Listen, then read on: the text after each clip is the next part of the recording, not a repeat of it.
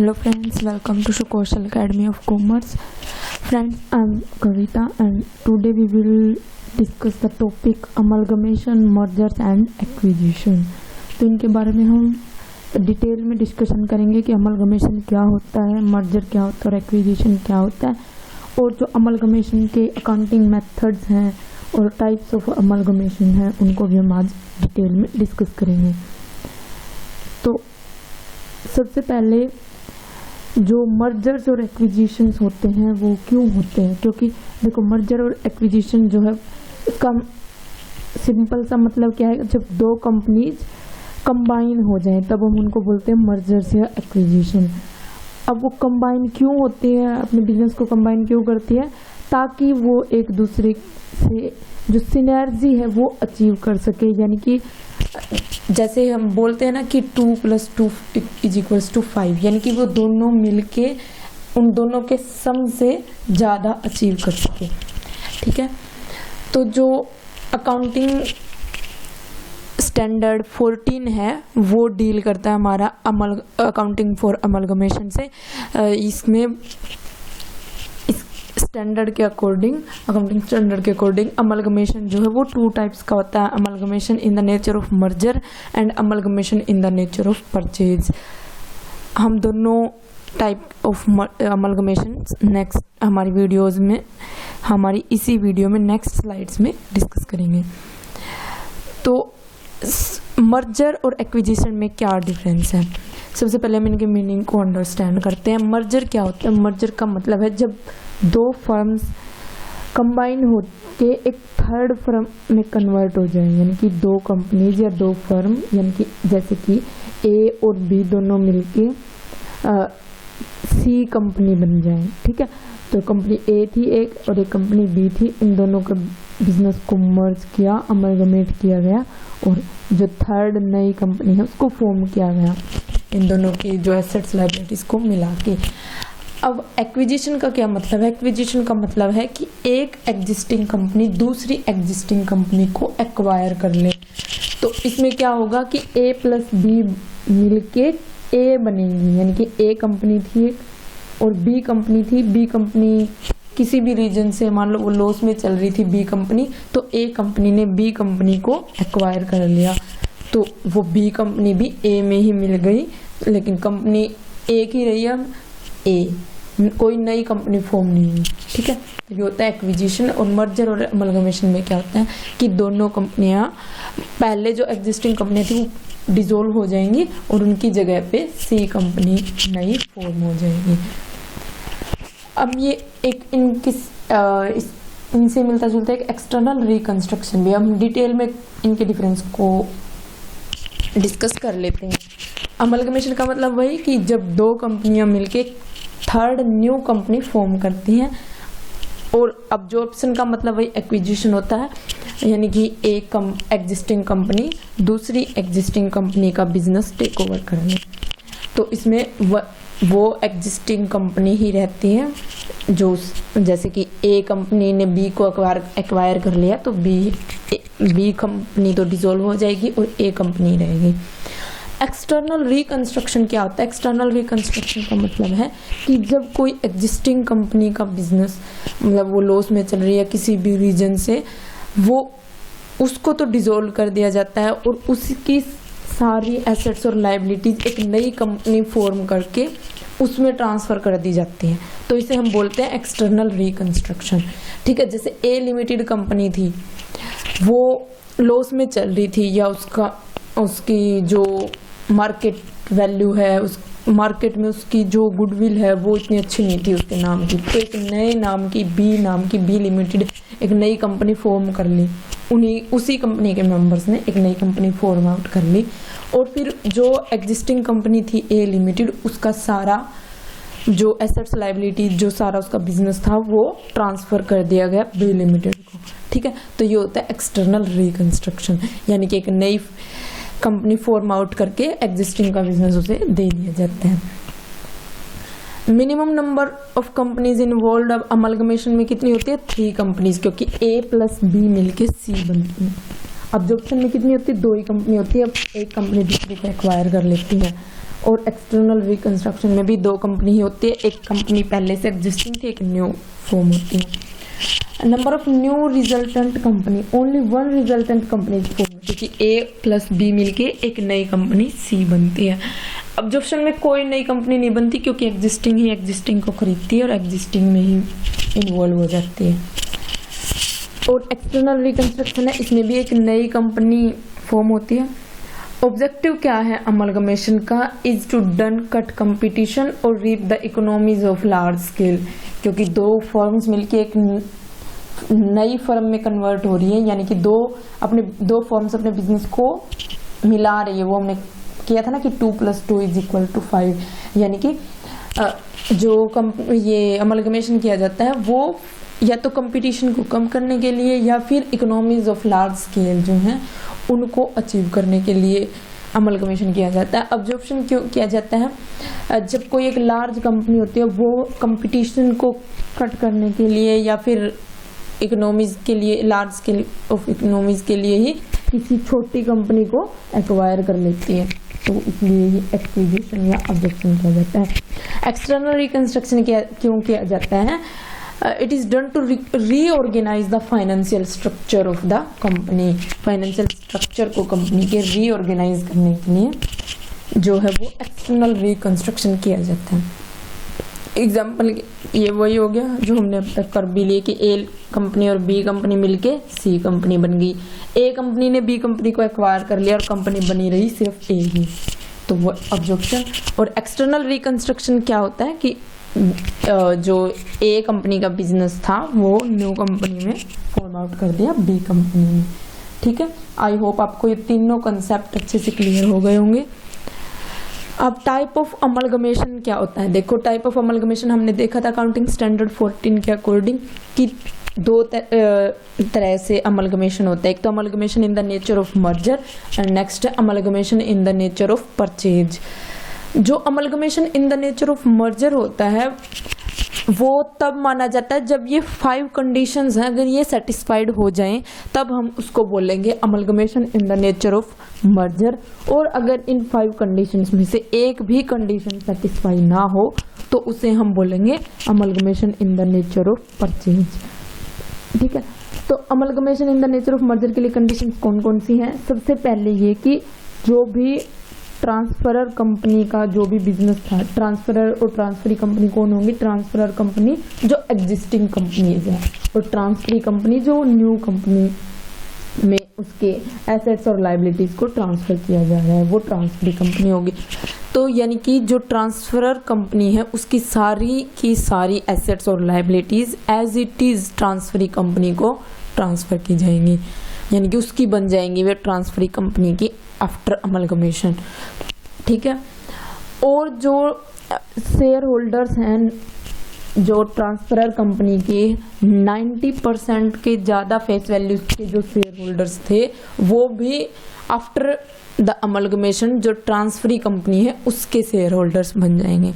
ठीक है, और जो एसेट्स और लायबिलिटीज जो ट्रांसफर की जाएंगी वो बुक वैल्यू के ऊपर की जाएंगी ट्रांसफर। देखो मतलब शो तो वो बुक वैल्यू, ट्रांसफर तो वो मार्केट वैल्यू पे या फिर मार्केट वैल्यू पे किसी भी वैल्यू पे कर सकते हैं ट्रांसफर तो, लेकिन बुक्स में जो एंट्री होगी वो उन्हीं एग्जिस्टिंग बुक वैल्यू पे होगी जो कि ट्रांसफरर की बुक में थी। यानी कि ट्रांसफरर कंपनी की बुक में कोई भी एसेट जितनी भी वैल्यू की थी ट्रांसफरी कंपनी की बुक्स में भी वो एसेट्स उसी वैल्यू की शो होंगी। और लेकिन ये अलग हो सकता है कि उसका मतलब वो ट्रांसफर उसी रेट पे ना की गई हो, क्योंकि एसेट जो रेट है मार्केट में उस रेट के ऊपर ट्रांसफर की जा सकती है, लेकिन बुक वैल्यू के ऊपर शो करनी है वो। ठीक है, और जो बिजनेस है जो ट्रांसफर कंपनी का वो बिजनेस भी कैरिड ऑन रहेगा, ट्रांसफरी कंपनी उसी बिजनेस को आगे चलाती रहेगी, यानी कि उसका बिजनेस बंद नहीं होगा। जो ट्रांसफर कंपनी का बिजनेस था वो as it is carry on रहेगा ट्रांसफरी कंपनी के द्वारा भी। ठीक है, और the consideration for amalgamation is discharged by the transferee company wholly by the issue of equity shares in the transferee company except that the cash may be paid in respect of any fractional shares, यानी कि जो भी consideration है वो shares की form में transferor company को दे देगी, यानी कि उनके शेयर होल्डर्स को ही एक्वायर कर लेगी ना वो। तो जो share holders in the form of equity shares जो है वो कंसिडरेशन देगी। कुछ एक्सेप्शनल केसेस में कैश में भी दिया जा सकता है, ठीक है। अब amalgamation in the nature of purchase क्या होगा, जो भी हमने ये कंडीशंस अभी डिस्कस की 5 कंडीशंस, इन कंडीशंस में से अगर एक भी कंडीशन सेटिस्फाई ना हो तब वो amalgamation in the nature of purchase हो जाएगा। अब मेथड्स ऑफ अमलगमेशन क्या होते हैं, देखो एक है पूलिंग ऑफ इंटरेस्ट मेथड और एक है purchase method. Pooling of interest method का क्या मतलब है, under pooling of interest method the assets and liability and reserves of the transfer company will taken over by the transferring company at existing carrying amount unless any adjustment is required to different accounting policies followed by the company. यानी कि इसमें assets और liability जो भी existing carrying amount है उन assets और liabilities की उसी अमाउंट के ऊपर ट्रांसफर की जाएगी, और अगर कोई भी डिफरेंस आता है अकाउंटिंग पॉलिसीज के कारण या कुछ भी तो उनको रिजर्व्स में एडजस्ट कर दिया जाएगा ट्रांसफर कंपनी की। कोई भी शेयर कैपिटल की अमाउंट या कोई भी एडिशनल कंसिडरेशन होता है तो देते हैं तो उसको हम रिजर्व्स में एडजस्ट कर देंगे, अगर कम रहता है तो उसे हम गुडविल में शो कर देंगे। लेकिन परचेज मेथड में क्या होगा, परचेज मेथड में जो एसेट्स और लायबिलिटीज हैं वो या तो एग्जिस्टिंग कैरिंग अमाउंट्स या फिर परचेज कंसिडरेशन किसी भी फॉर्म में हो सकती है, मतलब किसी भी वैल्यू पे या तो एग्जिस्टिंग कैरिंग अमाउंट पे या फिर परचेज कंसिडरेशन जो कि कैलकुलेट किया गया है उस पे किसी भी अमाउंट पे हो सकती है ट्रांसफर एसेट्स और लायबिलिटीज। और रिजर्व्स, इसमें कोई रिजर्व मेंटेन नहीं किया जाता। इसमें तो ये था ना कि जो एडिशनल अमाउंट पे की जाएगी या कोई कम अमाउंट पे की जाएगी तो वो गुडविल और रिजर्व्स में एडजस्ट हो जाएगी, लेकिन इसमें कोई रिजर्व्स नहीं होते other than the statutory reserves for the transfer company should be incorporated in the financial statement of the transferring company. ठीक है, सिर्फ एक स्टैट्यूटरी रिजर्व होता है, उसे भी हम अमलगमेशन एडजस्टमेंट अकाउंट जो आगे हम डिस्कस भी करेंगे उसमें एडजस्ट करते हैं, तो बाकी कोई रिजर्व नहीं होते परचेज मेथड में। और इसमें एग्जिस्टिंग कैरिंग अमाउंट और परचेज कंसिडरेशन दोनों में हो सकता है, और इसमें सिर्फ एग्जिस्टिंग कैरिंग अमाउंट में पूलिंग ऑफ इंटरेस्ट मेथड में। ठीक है, जो अदर इंपॉर्टेंट टर्म है अमलगमेशन से related like purchase consideration. Purchase consideration क्या होता है, purchase consideration is the price payable by the transferring company to the transferor company for taking over the business of transferor company. यानी कि जो भी amount पे की जाएगी उसके बिजनेस को ट्रांसफर करने के लिए, एक्वायर करने के लिए एसेट्स और लायबिलिटीज को जो भी अमाउंट पे की जाएगी वो परचेज कंसिडरेशन होगा। ये जो अमाउंट है ये इसमें ये चीज़ इंक्लूड नहीं होगी कि किसी जो ट्रांसफरर कंपनी है उसके किसी भी डिबेंचर होल्डर या क्रेडिटर्स को जो पेमेंट की जाएगी वो पेमेंट परचेज कंसिडरेशन में इंक्लूड नहीं होगी। ठीक है, जो सिर्फ इक्विटी शेयर होल्डर्स को जो अमाउंट पे की जाएगी उसे ही हम बोलेंगे परचेज कंसिडरेशन। ठीक है, क्योंकि ओनर्स तो वे है ना, तो इसलिए अमलगमेशन देखो। अब amalgamation adjustment reserve account, amalgamation adjustment reserve account क्या कौन सा होता है, जब हम परचेज मेथड में, क्योंकि हम परचेज मेथड में अलग से रिजर्व्स बनाते नहीं है तो इसलिए सिर्फ एक स्टैट्यूटरी रिजर्व जो है वो बनाया जाता है, स्टैट्यूटरी रिजर्व्स बनाया जाता है। और स्टैट्यूटरी रिजर्व्स को भी हम अमलगमेशन एडजस्टमेंट रिजर्व अकाउंट में डेबिट करते हैं और फिर इसको बैलेंस शीट में शो किया जाता है ट्रांसफरिंग कंपनी की, यानी कि जो न्यू कंपनी होगी, दो कंपनियां मिला के उस ट्रांसफरिंग कंपनी की बैलेंस शीट में amalgamation adjustment reserves balance sheet में एसेट साइड पे शो किया जाता है। ठीक है, अब एक हमने एक्सटर्नल रिकंस्ट्रक्शन डिस्कस किया था ना, तो एक्सटर्नल रिकंस्ट्रक्शन से रिलेटेड एक इंटरनल रिकंस्ट्रक्शन भी होता है। इसमें और उसमें क्या डिफरेंस है, एक्सटर्नल रिकंस्ट्रक्शन में तो एक नई कंपनी फॉर्म होगी, लेकिन इंटरनल रिकंस्ट्रक्शन में कोई नई कंपनी फॉर्म नहीं होगी, सिर्फ उसके कंपनी के फाइनेंशियल स्ट्रक्चर या फिर कंपनी की किसी पॉलिसी ऑब्जेक्टिव इनमें चेंज किया जाएगा, फाइनेंशियल स्ट्रक्चर में चेंज किया जाता है मेनली कंपनी की। जब कोई नाम चेंज नहीं होगा कंपनी का, वही कंपनी रहेगी, तब उसे हम बोलते हैं इंटरनल रिकंस्ट्रक्शन। जैसे ये किन किन सिचुएशन में होता है, जैसे कि अल्टरेशन ऑफ शेयर कैपिटल या reduction of share capital, variation of share holders right, scheme of compromise. In situation में मतलब ये चीजें जब हम करते हैं तब हम उसे बोलते हैं इंटरनल रिकंस्ट्रक्शन। इंटरनल रिकंस्ट्रक्शन में हम ये सारी चीजें करते हैं, ठीक है।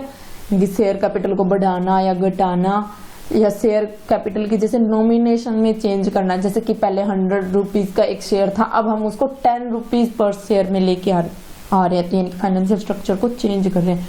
तब ऐसी सिचुएशन में उसको हम बोलेंगे इंटरनल रिकंस्ट्रक्शन हो रहा है कंपनी का, ठीक है। कॉर्पोरेट रीस्ट्रक्चरिंग क्या होता है? कॉर्पोरेट रीस्ट्रक्चरिंग ही होता है जो हम ये अब डिस्कस कर रहे हैं, amalgamation, acquisition, merger, internal reconstruction, external reconstruction, इस सबको हम कॉर्पोरेट रीस्ट्रक्चरिंग बोल रहे हैं, यानी कि कंपनी के स्ट्रक्चर को चेंज करना। Usually it happen when A company is facing significant problem and is financially. अगर कोई भी कंपनी में कोई प्रॉब्लम फेस कर रही है, फाइनेंशियल प्रॉब्लम फेस कर रही है, या मार्केटिंग से रिलेटेड प्रॉब्लम, मार्केट से रिलेटेड प्रॉब्लम, तो ऐसे प्रॉब्लम्स को सोल्व आउट करने के लिए हम जो है कॉर्पोरेट रीस्ट्रक्चरिंग करते हैं। कॉर्पोरेट रीस्ट्रक्चरिंग की कॉमन फॉर्म्स ये हैं: merger, acquisition, take over, financial restructuring, divestiture, acquisition, take over, ये सारी चीजें। एक्विजिशन और टेक ओवर क्या होता है? वही कि एक कंपनी को दूसरी कंपनी एक्वायर कर ले। और जो डी मर्जर है वो क्या होता है? डी मर्जर का मतलब it is a form of corporate restructuring in which a company transfer one और more its undertaking to another company, यानी कि कंपनी अपनी किसी एक डिपार्टमेंट को, अपनी किसी एक अंडरटेकिंग को किसी अदर कंपनी को ट्रांसफर कर दे, तब हम उसे बोलेंगे डी मर्जर। देखो मर्जर क्या था कि दो अंडरटेकिंग्स मिलके एक अंडरटेकिंग हो रही है। अब एक कंपनी के पास दो अंडरटेकिंग्स हैं पहले से, तो अब वो अपनी उस एक अंडरटेकिंग को किसी दूसरी कंपनी को ट्रांसफर कर रही है, तब उसे हम बोलेंगे डी मर्जर। दो अलग अलग अंडरटेकिंग्स को मिलाना मर्जर, और उनको अलग करना, किसी दूसरी कंपनी को दे देना एक दो इकट्ठे अंडरटेकिंग्स को, तो उनको बोलेंगे हम डी मर्जर। डाइवेस्टिचर क्या होता है? डाइवेस्टिचर क्या होता है?